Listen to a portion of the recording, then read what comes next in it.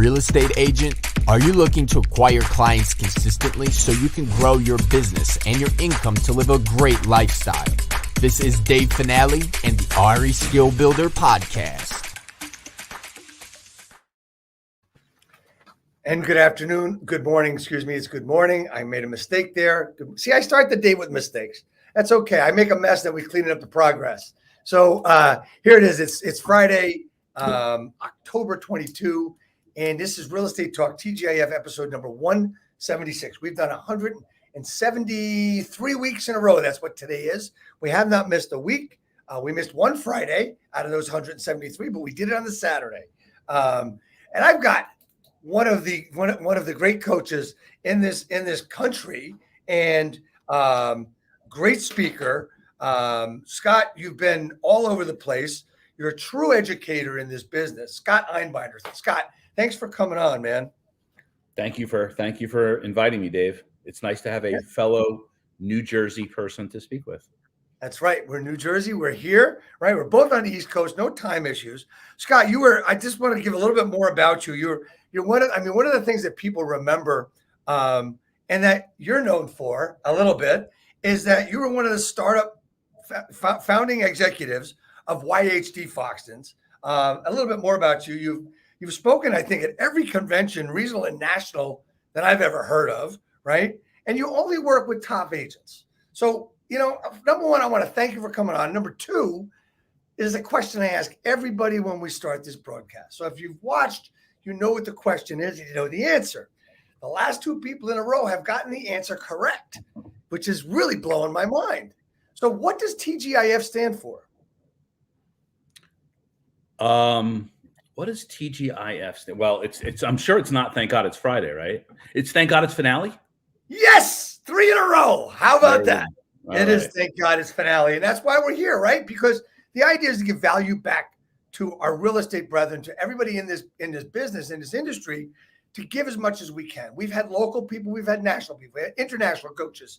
Now we got another international coach, and here you are, Scott. So Scott, I start every broadcast. I want everybody to learn a little bit about you and tell us how you started and how you got to where you are to being, the one of the most sought after speakers in the real estate industry.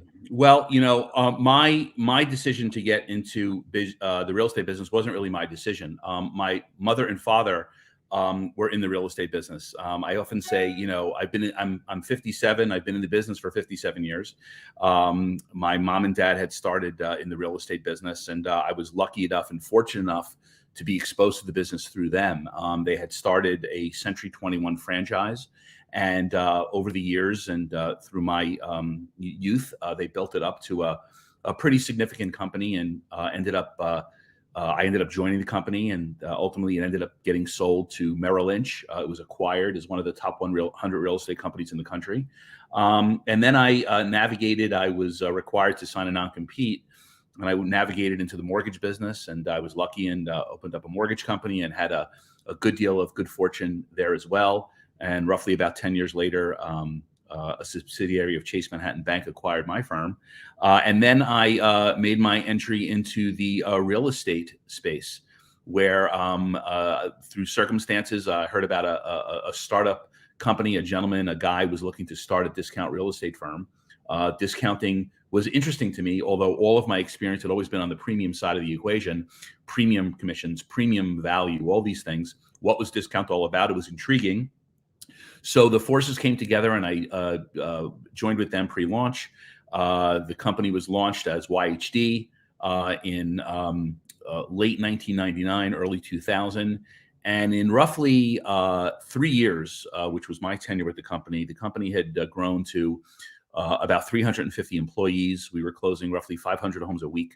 And everything was at least looking really good. Again, the company was still had a negative burn rate, although that's not unusual because most startups, don't make money. And, Amazon lost money for 6 years before it was profitable. So it all looked great. However, I just didn't believe the future of real estate was discount.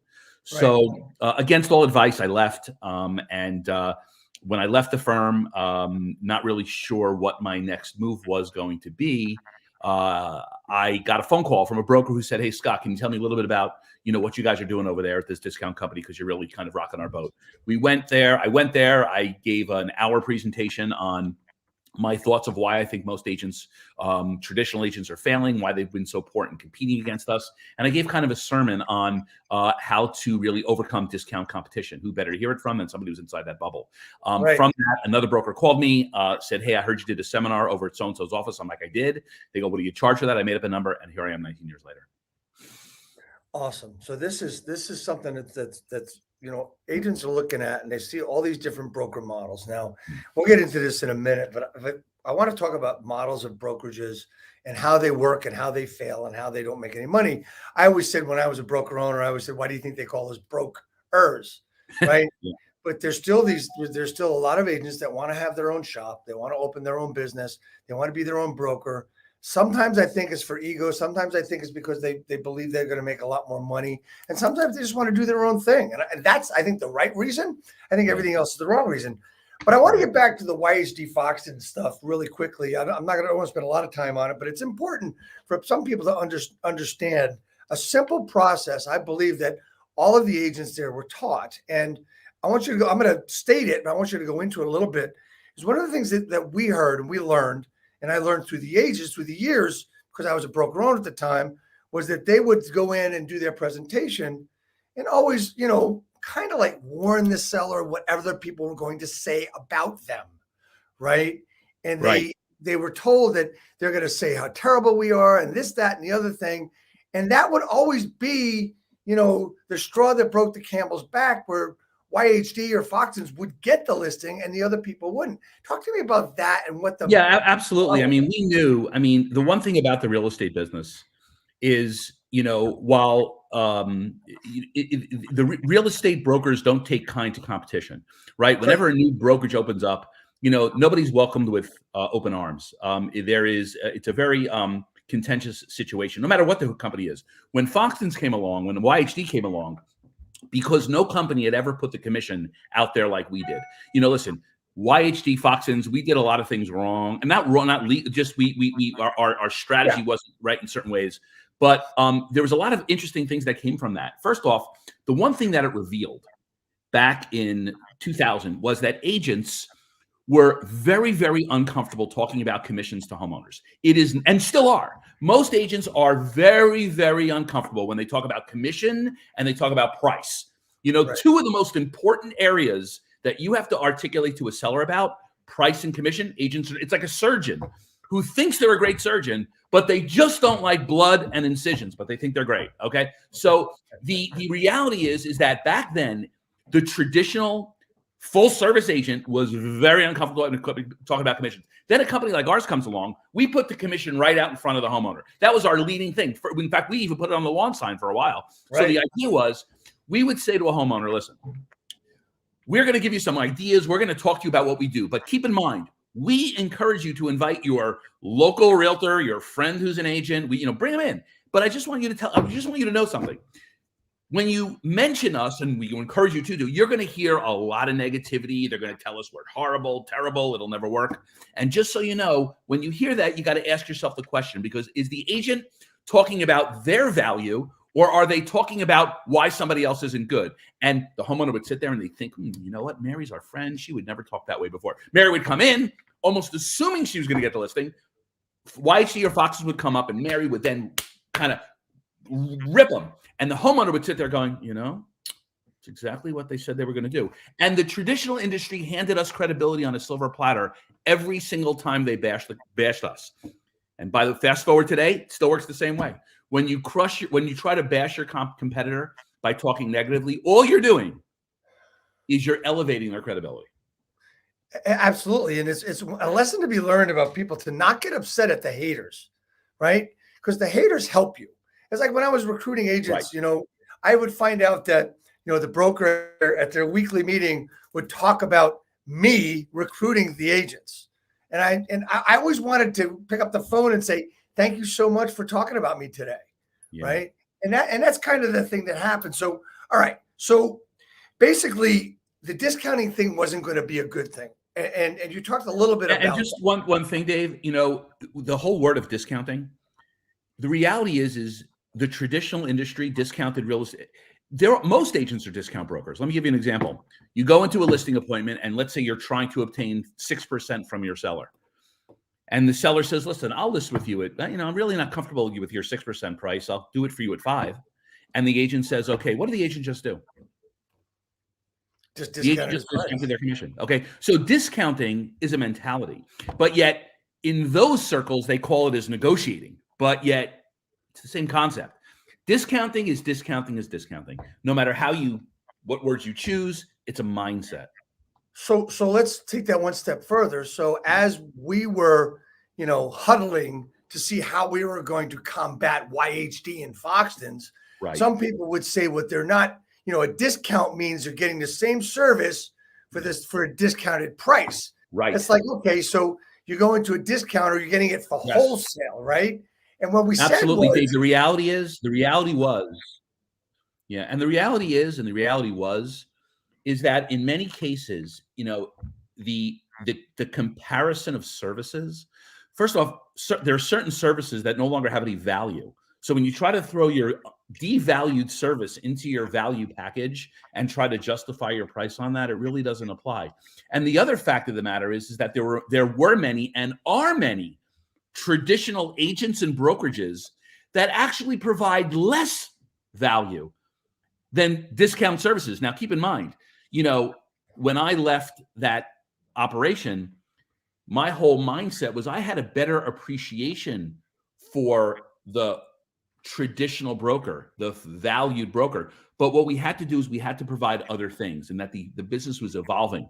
So the reality is that having lived in both the premium real estate world and the quote unquote lower commissioned environments, my appreciation for the other side, the value, grew even greater, because I knew that the consumer would be willing to pay anything, quite frankly, if they knew they were getting the value, and the value was going to be unique, different, and value add. So the reality is that, agents who struggle earning premium commissions, they're struggling because they have a disconnect with what the sellers and buyers really want today. It's because there's no real structure and no real progression into what they need to bring to the table for people. And if they do, commission doesn't become your uncomfortable conversation. It becomes the conversation that you look forward to.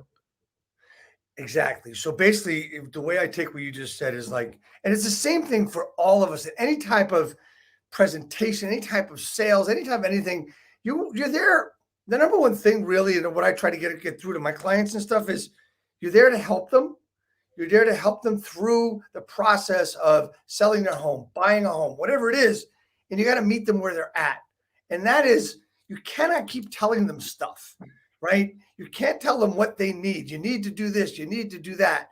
You need to meet them where they're at and find out what they want. Once you do that, then you can go to the next level. Would you agree with that? Again, I have a little bit of a amendment to that. Okay. Sure. I don't really think our role is to give sellers and buyers what they want. I think we have to educate them and educate them on what they need, right? And and a lot of agents don't even know what sellers need, or it becomes, let me feed into their wants. Let me appease them. Let me appease their want, rather than really provide them with an understanding of what they really need. And again, I don't believe our job as a realtor is to help people alone. That's like an easy, and there's an expression that I use and I bring to all my clients. It's called net dollar specialization. Are you a net dollar specialist? How do you, as a real estate professional representing sellers, and I lean into the listing side of the industry, what is your strategy, structure, and process to bring me a higher net dollar than a competitor who might be a good competitor, might be a well-respected competitor? Let's not talk about competing against others that are weak. Let's talk about how do we compete against others that are strong. So when I sit down and I ask most agents, tell me, what's your net dollar strategy for clients that are an advantage over your competition? I get a blank stare. Most agents Say don't that, have. say that again. Say that again, because that was really cool. That was I'll really ask cool. an agent, tell me what your net dollar strategy is to deliver to your seller that is an advantage over what another good agent might be offering to that particular homeowner. So you're in a competitive situation for a listing. The seller is listening to 2 or 3 agents who all have good reputations. They're all nice people. They all sell houses, but who has a net dollar strategic approach that I, as a homeowner, believe is going to be delivered to me more than what the other 2 agents are providing. Most agents have no net dollar strategy. There's nothing they do to quantify what could result in a higher net dollar to me as a homeowner. And that's kind of the world that I kind of navigate in, is developing, infusing, and really helping agents articulate, companies how to articulate their net dollar benefit as opposed to the other opportunities they're considering to list. And so at the end of the day, the seller makes the decision, A, because they like the agent, B, they like the reputation, B, they get all the tools and all whatever. But the variable is, what is the value added benefit of me engaging with this particular agent? And most agents have no value added benefit. They think it's value added. But when I ask agents, and I do it all the time, I go, tell me what's your value added benefit. You know what they tell me? I'm honest, I'm reliable, I've been in the business 20 years. I go, no, that's not value add. That's called expectation. And then they say, well, I'm going to do marketing, advertising, photos. I'm going to send the drone up, in, out, and around the house. All these things. I go, wait a minute. That's core services. You can get core services from any discount broker on the planet. What's your value add? What's your differentiation? Get a blank stare. So that I have found to be the difference in the business, you know, in terms of what's out there. And that's kind of where, you know, where I think agents are struggling. So I think the question that is begging to be asked here is, what is net dollar strategy? What is an example? So here's an example. So basically, you know, most agents are trained, coached, advised, directed to talk to sellers about what their house could sell for, right? It's always about the top line number, right? Sellers say, what's my house worth? We give them an answer. Sellers say, what's my house worth? What do you think we can get for it? Agents do a CMA, which has been around for 50 years. Agents articulate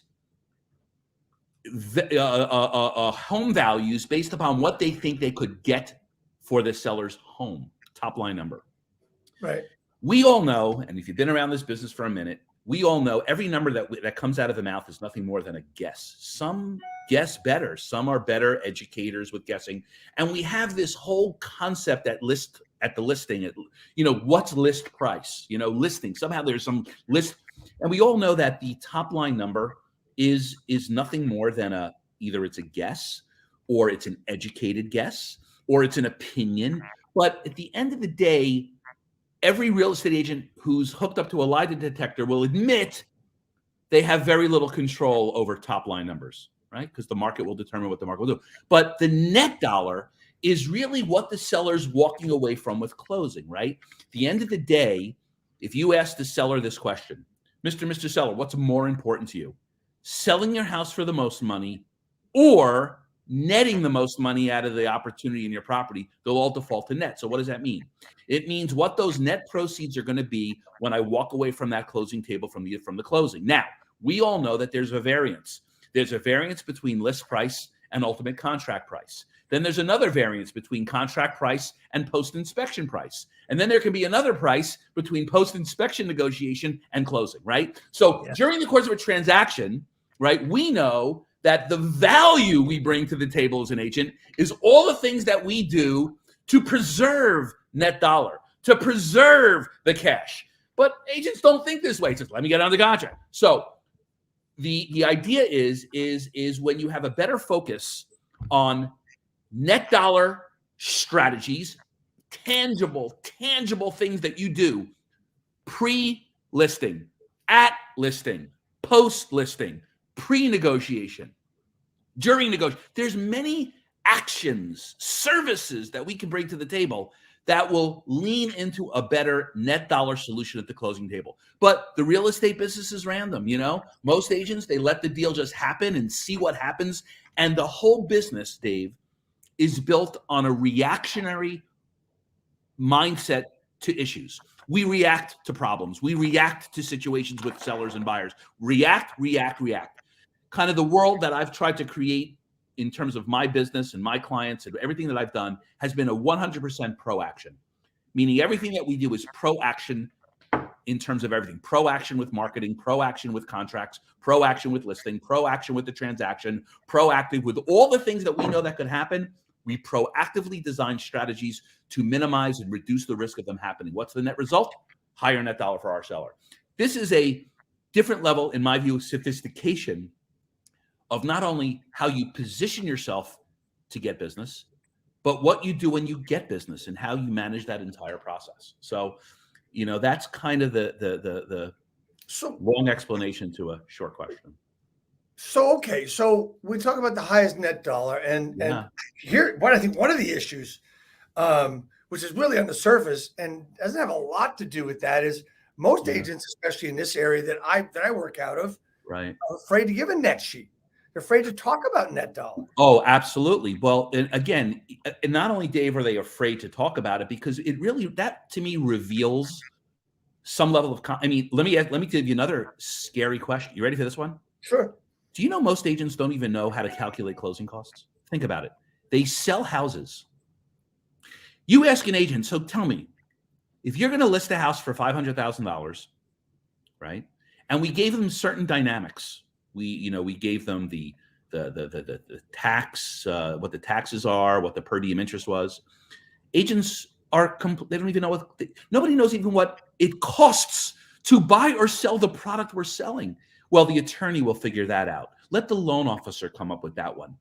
I mean, this is not complicated math. This might be third, probably second grade math, but agents don't go there. So the idea is that, you know, when you do a net sheet, if you don't even understand on your own how to do second or third grade math to calculate closing costs and learn how to do it, how can you even get close? And by the way, when you do a net sheet, it would be nice to be able to put different variables that could happen that could affect that net sheet as well. So you're right, Dave. It's really, it all comes down to, like most things, it's fear of the unknown, fear of understanding, and fear usually defaults to not doing. And that's, I mean, I agree with you. In my opinion, you know, a net sheet should be mandatory. That's signed off on, making sure that the person who's providing you with the service understands the dollars associated with the transaction. So, well, let me just play from different things I've heard in my time here on this planet and in this business. Well, you know what? I don't want them to see the commission, or one of the answers will be, well, I don't know how to do a net sheet. Yeah. Right. I don't want them to see the commission. Well, that means they're fearful of that. Maybe they think they are getting too much money. You know what, Dave? I have another answer for that one, and I apologize for jumping in quickly, but jump in, man. I don't blame the agent for that. I don't blame an agent for one thing. You know who I blame, Dave? I blame the brokerage. I blame leadership. Leadership in this business they're the ones not held accountable to it. I meet agents every single day, and I sit there and I listen to them and I go, how on earth has this person been in this business for 3 years and don't know that? I don't blame them. I'm not angry at them. I look at their broker, their manager, their owner, and say, and you know what? That's where the breakdown is. The breakdown is that everything, in my view, that agents do right, blame the broker. And everything that agents do wrong, blame the broker. Because you're allowing these individuals to go out into the street and engage with the public in a manner that is not acceptable. So when I think that's an important thing. And I don't think we talk enough about it, because there's a certain dysfunction that exists in our industry between brokers and agents. And I think that it's an important conversation to take place. So, all right. So blame the broker, blame the broker, blame the broker. Okay. So what about agents that, okay, I'm going to play again, devil's advocate here. What about the agent that thinks, well, I don't need their help. I don't need their help. You know what? If I'm a broker and I have I provide training and I have sales meetings and I have compliance meetings, and these agents don't show up, they don't go, they blow it off, they don't appear, that is a endorsement of the broker to continue to behaving badly. I just don't think it's right. I think that when you have an agent working under your brokerage, I think that you have a responsibility not only to yourself, but to the public to make sure that you're putting people out in the street who are going to do it the right way. And if they're doing it the wrong way, they're under your umbrella. You can't absolve yourself from the responsibility. And I can tell you that I know brokers who, when they have a sales meeting, they get 100% participation. You know why? They've set that dynamic and they've set that way of doing business with it. And if you don't want to comply, which only helps the agent and the customer, then they invite them to no longer be part of their organization. And if I think more brokers had that mindset, what they'd end up with, they might end up with a lower headcount, Dave, but they'd end up with more profits. Just like the story you were telling me before we got online. There's this intoxication in our business to recruit. The intoxication of bodies, recruit. All you see online is recruiting. It's like a drug, right? You never hear about retention. I've never seen an ad or a meme from a broker that says, "Congratulations, we've retained 47 agents this month," right? No one talks about retention. You don't see that. No. It's always about recruiting. And it's the intoxication of recruiting, in my view, that not only currently continues to make it harder, it's always been. And I think that, again, going back to your question, the agent that blows it off, by allowing them to blow it off, you endorse it. But this is what the industry is all about, though, Scott. I mean, look, when I was a broker owner, you bring new people in and say, "Well, I don't go to meetings." Yeah. Dave, here's the thing. You just said the magic word. Dave, you just said the magic word. When I was a broker, okay? If you're a broker now, okay, again, the broker sets the tone for the office. If you got bad attitudes, that's your fault, right? If you've got, I know brokers, quite frankly, Dave, when behind closed doors, they say to me, "Scott, I would never have any one of my agent ever list my house," but yet they all work for them, okay? And then they all kind of pretend this whole family thing, we're one big family. It's those big family parties, but yet behind the closed doors. So if you see, I always think, and I think that, my folks had a business. The one thing I saw at a very young age is my folks never looked at the business as broker and the independent contractor person. It was always viewed as a partnership. They had a partnership relationship with their associates. And when you have a partnership, partners both have to give and both partners take. And and partners have to be transparent with each other, and partners have to call them out when things aren't working well. And that's what partnerships are. And so this concept of independent contractor, do what they want, happy that they're in my brokerage and I'll get some money either in some commission share or cap model or fees, whatever it is. And then there's a disconnect on what they're doing and how they're operating and how they're really upping the game and providing the highest and best service to customers. The other memes you never see in our industry, Dave, is you never see customers, right? You don't see enough clients, right? We see agents walking slow-mo through their listing, right? We have agents, ringing the bell every time they make a sale, right?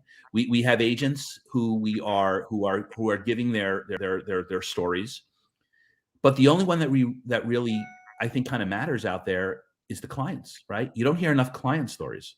You don't hear enough clients getting online and talking about their great experience with their agent and what the special arrangement. What you don't hear about that. You don't hear sellers talking about their experience. Just don't hear it. Now, I don't know. I have theories as to why, but I just don't think there's enough of it, and because it's become all about, self-branding, that word has been beaten down to death. That's crap. How to brand, how to this and that. And I think at the end of the day, we've got all these amazing training classes, but all these crazy training classes, if your agent doesn't know how to initiate relationships, nurture relationships, how to bring value add to sellers and buyer, how to overcome commission objections, how to overcome pricing objections, how to really do the most important things, all these other things are just kind of exercises in futility. And it's just, just trying to pacify them month by month to keep them in their brokerage. So let's talk about the visibility of the agent, the visibility of the client, the visibility of the Yeah. business, right? And what we see on social media. And I'll tell you a little quick story. What I do every day is I go through my social media feed, and my target audience are real estate agents, no question Yeah. about that, Absolutely. right? And I go through the feed, and I do a lot of things every day to promote what I do to help people. And what I've seen mostly is when agents are on social, they're telling people that they just got a new listing, they just got a new sale. Thank Right. God for this loan officer who did this and this title guy who did this. And Right. my team is great, this, that, and the other thing. Yeah. My comment on their stuff, because it's my job to get into their feed, and no question about that. I know what my job is. I know what I need to do to expose myself and to engage is to engage. How do I engage? I asked them, great job. Tell me the story of your client. Tell me tell me that story, right? And I'm going to tell you that 70% of the time they just reiterate how great a job they did. Right. We're not seeing the story, as you said, of the client, because I believe Yeah. social proof has nothing to do with telling people how great you are. It has to do with what other people say you are great. Absolutely right. I mean, one of the downsides, I always say of like a Zillow review, and everybody's, got to get those reviews. It's a review, there's a name there, but a lot of people don't read through it. I mean, why not, instead of getting a Zillow review, or in addition to, why don't you get a video testimonial from your client of what an exceptional experience they had and post that? Now, a lot of agents will say to me, "Oh, my client doesn't want to go online and do that." Well, if you don't ask, they definitely won't. And a lot of, if you ask them correctly, they'll be happy to do it. In fact, it's a compliment to do it. And what better validation of what we do comes from other people, right? When it's funny, when people ask me, they go, "Scott, why should we hire you?" I get it all the time. A broker, a big company, a small company, an agent will say, "Scott, your investment is very high. I mean, how can justify that for me?" I go, "Well, I'm not going to justify it for you. I just want you to start calling around. I'm not even going to tell you who to call. Start calling. Let them tell you. Let them go. If I give you a reference, right? I know what they're going to say. So I just say, start dialing. You'll hit somebody who knows me, who's worked with me. Let them tell you how they felt about the experience. And that's a pretty powerful statement, right? I mean, there's no better way. So now when you're in a listing appointment and you're trying to justify your commitment, you get all nervous. Why not say, the investment to, I don't like to use the word commission. I like to use the word investment to be retained. And you say to the homeowner, well, here's the thing. I've worked with many people in your area, and they've all given me authorization to allow you to call them as a reference on the experience they had with me, both on my commission and non-commission way of doing things, and was I worth it at the end of the day? Please, here are their numbers. They've moved, they're here, whatever. Feel free to call anyone that you'd like to get that validation. Only a very few agents ever do that, Dave. Very few will ever have the courage. So it's just the way you think about it. It's the real deal. You know what I'm saying? You got to focus on the real stuff, not all the bell, like the bells and whistles. I'm not into the bells and whistles. I'm into the engine, the thing that makes it work. Okay, so we've talked about the brokerage models. We've talked about discount models. We've talked about, one of the things I didn't say before is, one of the words we used to throw in there was limited service, right? Yeah. So we threw that in there, right? Yeah. We've talked about, which by the way, many traditional agents give limited service. I mean, in fact, Dave, do you know, for 40 years, as long as I think NAR has been running reports on the experience with buyers and sellers, that survey they do every year, do you know the number one complaint? It's been the number one complaint for decades and decades and decades. Agents don't return phone calls. Right. Agents don't. In fact, do you know who agents dislike the most in a transaction?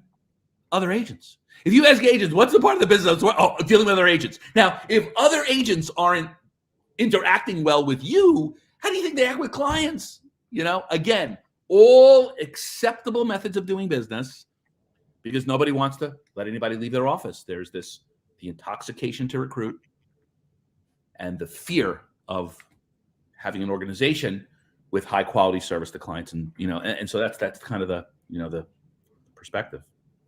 So it's when it comes to commission, when it comes to all that stuff, it is fear. It is fear. It's the fear of losing. It's the fear of telling people how much you're making. So let's and lack of confidence in one's own value. If you're going to lower your price, it's only because you don't have the confidence and don't have the real services to substantiate it. Okay, so let's go to that point. Yeah. Lack of confidence. You don't have the services, or you don't know what those services should be. Like you said earlier, you ask an agent what their net dollar specialization is. Yeah. Right. So you're a coach, you're an educator, you speak all over the place. How do you approach the coaching, training, educating of an agent to get to that point, to remove the fear, remove the doubt? Sure. So the ultimate way to remove fear and doubt is results, right? Results at the end of the day. The only reason why I have been very fortunate in this business, it's not because of this pretty face, although that should be enough, right? I agree. The only reason is it should be enough. But the only reason is when that 1099 is printed on December 31st, agents see it. So the results will do the cut, but that might be months down the road. When you go into a listing opportunity and you start using some new language, new scripting, new strategies, and you get a seller who responds positively to that. Imagine you are even a seasoned agent. Again, the majority of my clients are seasoned people. They go into a seller's home. They know they're competing against 2 or 3 other people who they always compete against. And when a seller says something to them like this, after an agent just delivered some new strategies and new things, and the seller says, I never thought about that before. That's pretty unique. That's different. I mean, I like you and I like the other agent and I like the other one and you all are successful, but you're giving me something that I've never heard of before. And it really sounds to me that you have a very well thought game plan, specifically that I can understand. It's very specific, it's detailed, and I like that. And when you win that listing at a premium commission, when you were instinctively willing to lower your commission just to get it, and you get it at a premium and the seller loves you, boom, the confidence engine is already in effect. So it's the result. And then when you deliver and the seller sends you a closing gift, after you just got a tough listing and you charged a 2% more than any other agent was competing for, you know what? That's called proof of concept. And I can sit here and tell somebody all day long what to do and how to do it. But once you do it and then you taste it, it's a completely different feeling. And you're off to the races. And that's how you do it. That's how you get confidence. So, okay. So is it what I coach and teach and train? I call it the art of differentiation. Yeah. Do you have to be different in order to do it? Or do you have? Yeah. Because remember, the services that you just mentioned, I call them core services. Right. I could list, there's 1.3, 1.4 million realtors. Let me tell you what you get when you hire 1.2 million of the 1.3 or 1.3 million. You get MLS, photos, video, advertising, social media platform. And then you get, those are the core services. And I can get those core services, Dave, from anybody. Now, some of them might be a little bit better. Like I know some agents go, well, my photos are much better than the other person's photos. My photos have the light gleaming in and the other photos. And I hear it, it's an argument about, okay, well, that must justify a $36,000 differential. Like you hear these minor differences in core services. So again, at the end of the day, if you're competing with the same core services as somebody else and you're trying to earn a premium commission by offering pretty much the same package. I mean, if it's the same water bottle, this is $4, this is $2. It's the same water, same bottle, same cap. This might have a prettier label. There's not enough. So you have to be not just different, Dave. You have to be significantly different. You can't just have a value differential. You have to have a significant value added differential. It can't be slight. It's got to be significant. And if you can, and you have a significant differentiation amongst the competition, you talk about having confidence. Listen, when you know that you're going up to that for sale by owner and you're using a completely different language, than the 4 other people banging on that door, that's confidence as well. You actually feel better. You actually can't wait to do it because you know the reaction of the seller isn't going to be the predicted reaction that you know you're going to have most of the time. So that's part of it. You have to kind of change it up in a big way to make it a good experience. If I can add something to this, I want to talk about Sure. differentiation a little bit, right? Yeah. So we're talking about going in with a different manner of speaking. That different manner of speaking is a mindset as well. So you need a different mindset in order to do that. And one of those changes in mindset is don't think about handling objections. Think about what you can do, what you're doing in order to help them do what they got to do. And as you said, it's not necessarily their wants or whatever, their needs and wants, whatever it is. You're going with a different strategy. You're going with something that's completely different. You're talking to them differently.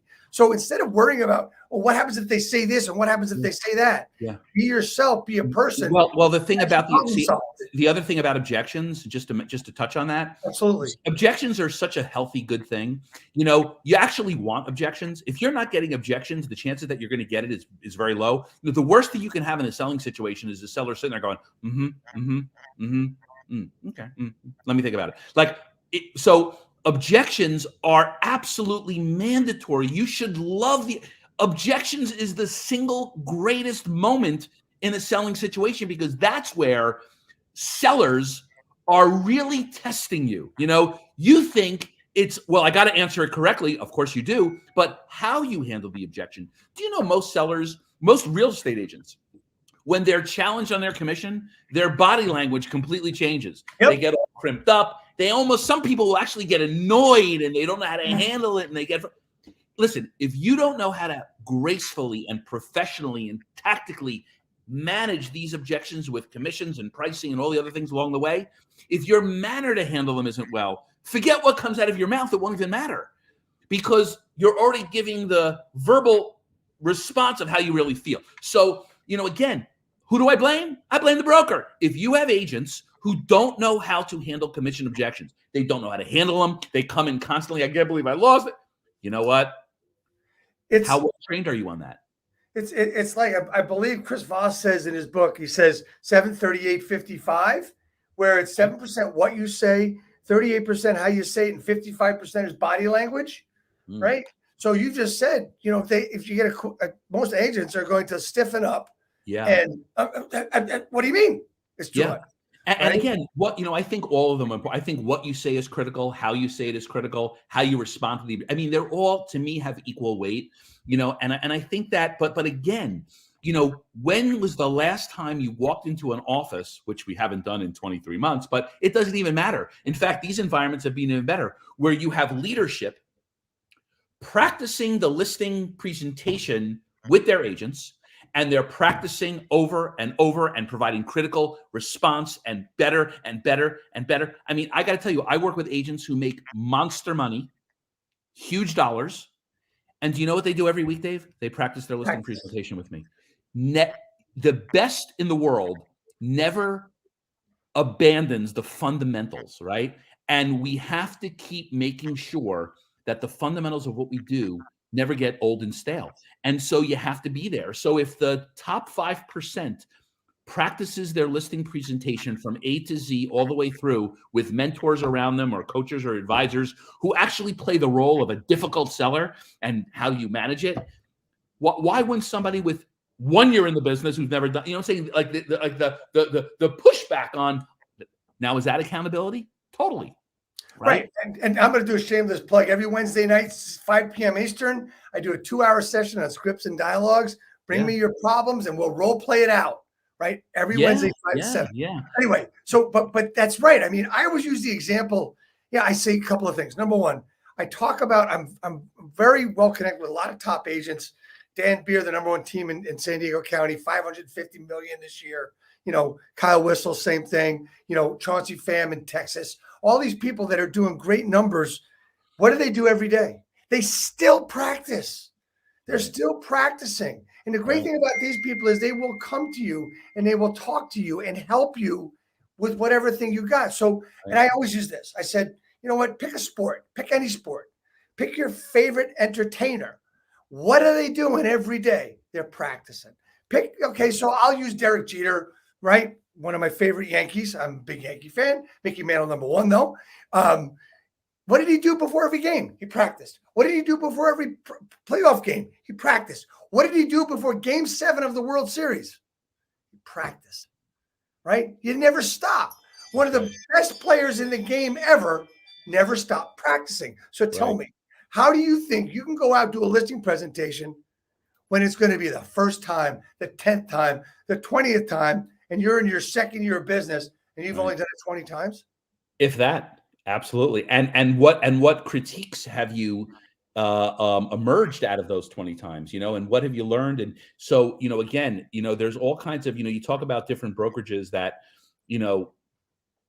do things differently. And, there are new models coming out there that, or new interaction between the broker and agent. I mean, there are some, they're not allowed to speak to a client for 90 days until they complete their entire internal training with the firm. I mean, I have such admiration for that. Now they say this, oh, I want, we put people right on the phone right away. I mean, they demand it. You have to, then you have to, it's not an option. You must mentor with people in the field. You must come, even as an observation, to different listings. You must observe 5 listing appointments being done, where you sit there as an observer to experienced people, and you sit there, nothing. And if you don't go, guess what? Can't do business. So this is the change that I see. And I think that, again, if you're a broker and you have this, agents can do whatever they want, they're independent contractors. If that's your mindset, you're going to get exactly what you have created.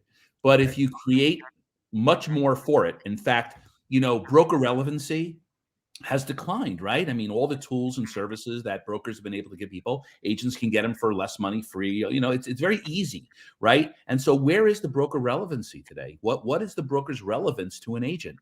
Other than providing you with tools and CRMs and transaction management systems and good platforms and help when you need it. What is the relevancy? And I think it's creating a new dynamic with your agent, where you really set them up on a path of activities in order to ensure, as much as you can, or raise the probabilities, that the experience that you're going to give sellers and buyers is going to be not satisfactory, but exceptional. That is the benchmark. I ask most people, is your goal to have satisfied customers? They all say yes. And I'm like, really? That's your bar, is satisfaction? How about thrilled? That's right. I actually did a video and talked about that yesterday. Do you really want to be satisfied, or you want to be more than satisfied? Right. So we talk about, we talked about, it's basically the broker fault of the way the agent is today. We talked about, the maybe I think one of the things you may have been talking about, or I'm going to talk about it now, is there's no barrier to this business of coming into this business. Right. And like if you look at the appraisal, I can only speak for New Jersey. So when the appraiser comes in, he's got to do so much apprenticeship before he can actually do stuff on his own. Do you think it's the barrier to the business that hurts us, that there is really not much? I think that's often, I do think there is almost no barrier to get into the real estate business. You need more training to cut hair than you do to sell houses. Not that cutting hair isn't important, and I wish I could speak of a frequent purveyor of haircuts these days, but the idea is that you don't need the same level. So the barrier is low, but even with a low barrier, nobody points the gun to head to a broker and says, you must accept this behavior, you must accept this way of doing business. I mean, when you have sales meetings and people don't show up for them, don't get mad at the agents. That you created that environment. That is exactly the way you want it to be. Because if you don't want it to be that way, then you can change it. And if you don't have people that want to participate, then you got to purge them. Then you got to purge them out. So are you saying that brokers that allow this behavior, if they want to make a change, they've got to purge the issue? You know what? Invest your time, money, and resources in those that are going to be all in. And when I mean all in, I mean all in mentally. To me, part-time, full-time, to me, you either have a part-time or full-time mentality. There are agents who work 6 hours a week and somehow manage to be very efficient and effective. And then there's agents that work 60 hours a week and they do nothing. So, I think it's getting your team to be all in. They got to treat their career as any other career. If you have a meeting with your boss, you just don't blow it off.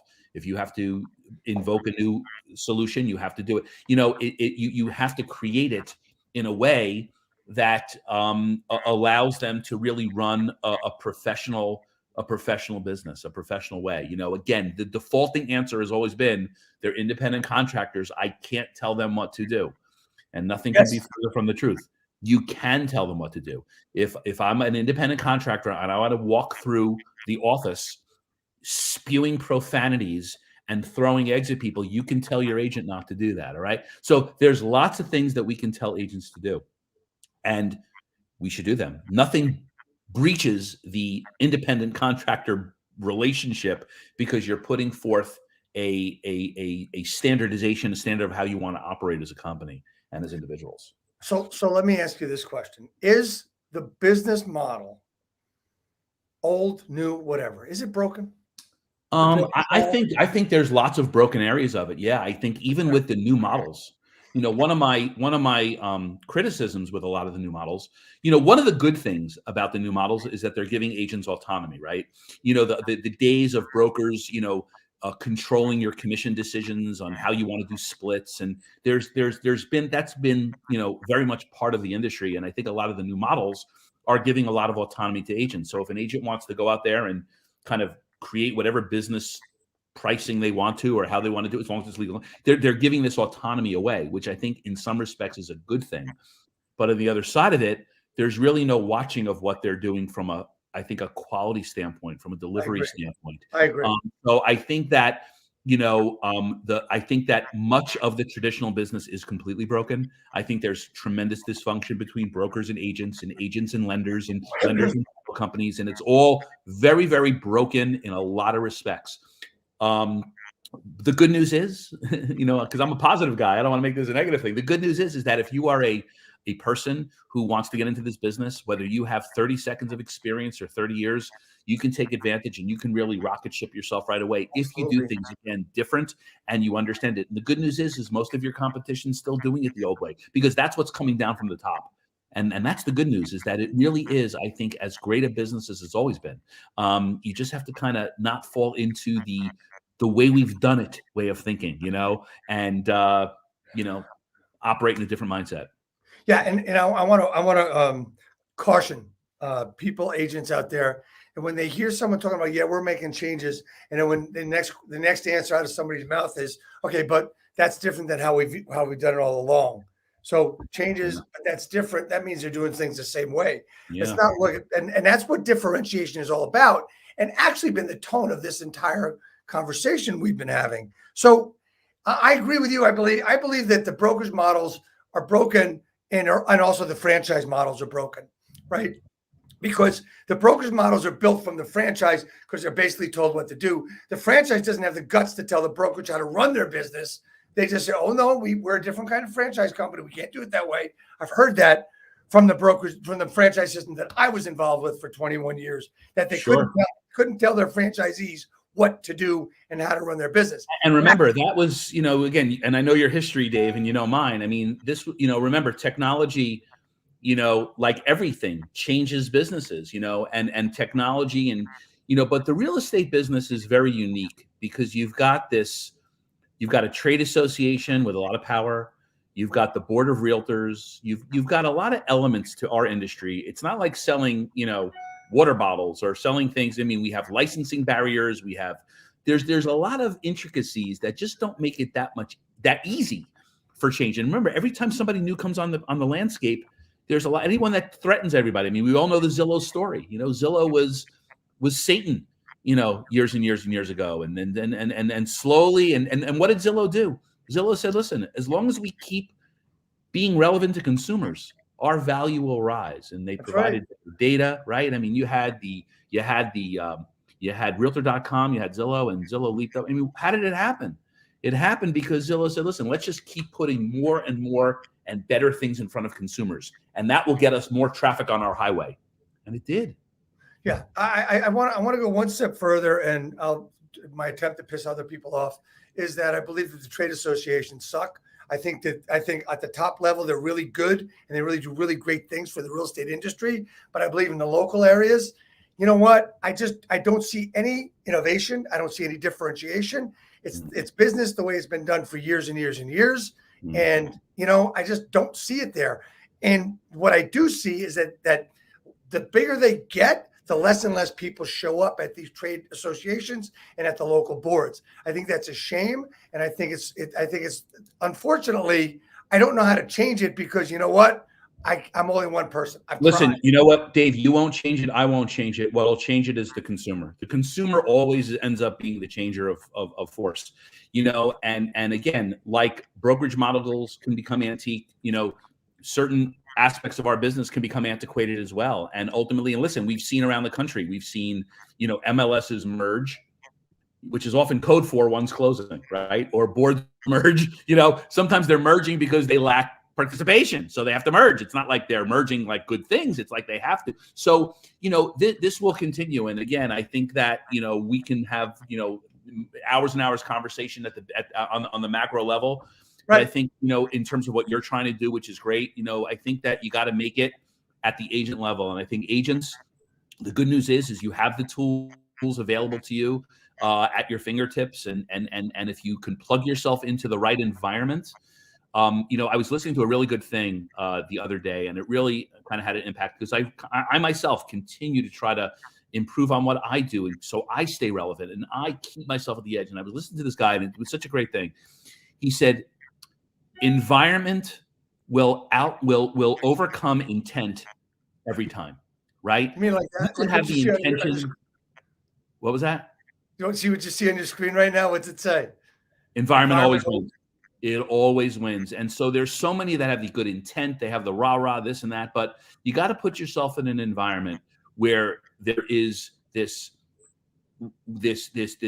different way to operate in our business. If you really take apart every aspect of what we do as real estate agents every day and completely analyze each component and what can we do to make it better, improve it, I think that's the first step. First, it's the acknowledgement on an individual basis that you want to do it better. And I think brokers that reach that point, brokers who say, you know what, I've been doing it this way for 20 years. I want to change. I want to evolve. You know what? Those are the brokers that I've seen in the past 5 years who have crushed it. The ones who've resisted it and they feel that praying for the demise of a competitor is a business strategy. Those are the ones who usually end up evaporating. They keep telling you, oh, they're going out of business. They're going out of business. I mean, I know that you're with EXP.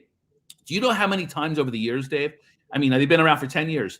I cannot tell you every year, oh, they're never going to make it. EXP, nobody wants virtual. Nobody wants this. Nobody. Listen, I work with all the brands, so I'm not being partial. I'm just telling you. All they were doing was predicting the demise as the evolution. So, that's, again, predicting the demise of your competitor or talking about your sales meetings is not a strategy. It is desperation.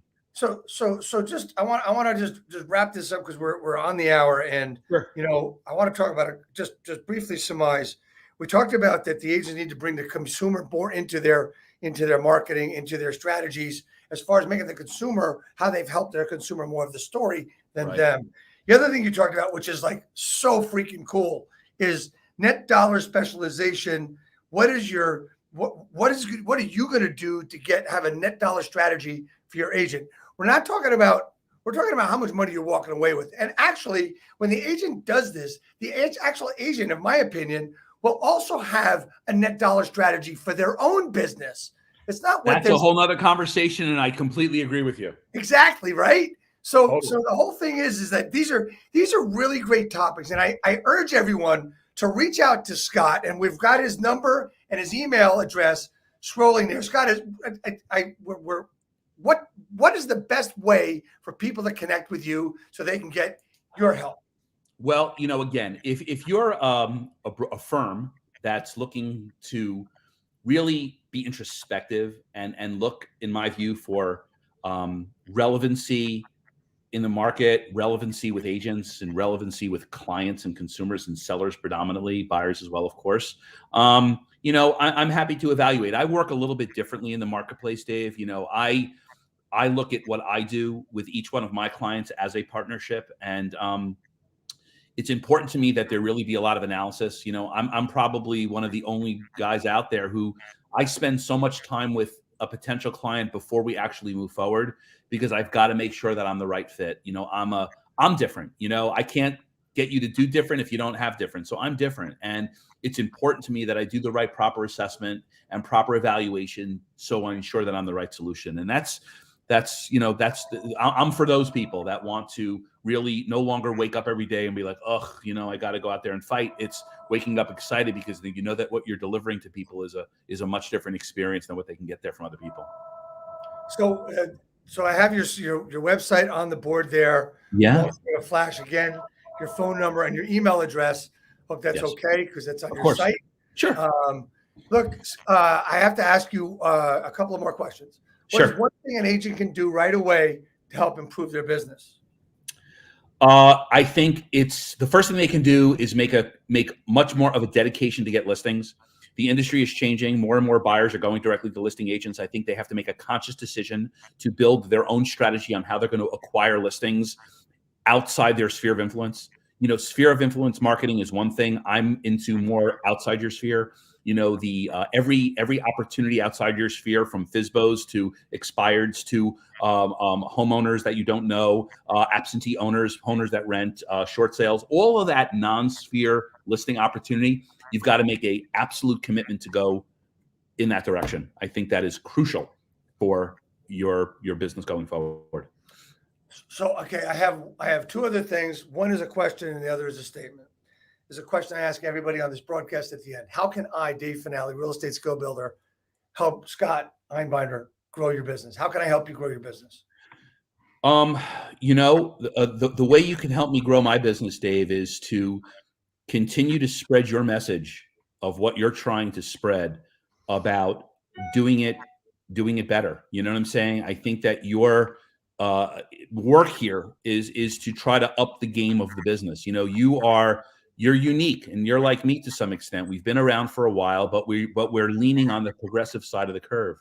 And, I think that helps everybody. And if you do that, then I think that does help my business, Dave. And that would be something that I would ask you to continue to promote doing.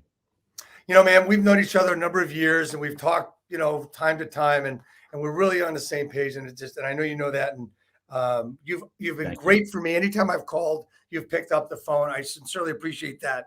But I do know that there's a lot of reasons, we know each other. You came on the broadcast, but I knew this is the main reason was to come on to get a hat. Right. Absolutely. So, and this hat's going to go out to you. Everybody that goes on a broadcast gets a hat, and hopefully the post office system will work. I just got a package back that I mailed out on January 9th. It was returned to me on October 20th, undeliverable. So it took a few months, but they finally did get it back to me. So I actually called that guest. He said, "Dave, I thought you forgot about me." Anyway, man, I want to thank you so much for coming on. It was a pleasure, Dave. Always a pleasure. We've got next week was number 177. We got Michelle Berman, who is the founder and the author and the coach at the Instagram Power Method. What a great powerhouse she is. She's going to be great next week. And Scott Einbinder this week. Scott, stay on for a minute. We're going to go out. Thanks so much for being on today. And we're going to go out really quickly. And thank you, everyone, for being on today and watching.